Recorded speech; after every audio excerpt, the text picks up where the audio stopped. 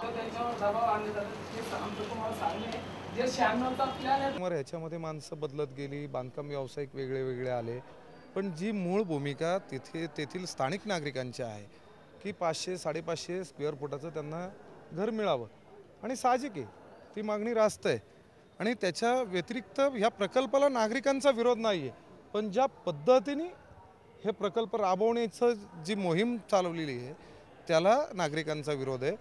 म्हणजे SRAच्या नावाखाली बिल्डर आणि शासनातील काही लोक या ठिकाणी संपूर्ण महाराष्ट्राची फसवणूक करत आहे असं मी म्हणेल। कारण की याचा अर्थ असा आहे, झोपडपट्टीच्या नावाखाली बिल्डरच्या घशात सर्व जमिनी घालायच्या असा शासनाचा हा SRA नावाचा खोटा प्रकल्प चालू आहे। झोपडपट्टी धारकाला 4 मजली आणि 550 स्क्वेअर फूट देण्याचं मान्य केलं, परंतु कालांतराने या सर्व महानगरपालिका अधिकारी आणि सर्व या ठिकाणी शासनाच्या सर्व लोकांनी आमच्या या गरीब जनतेची पिळवणूक केलेली आहे।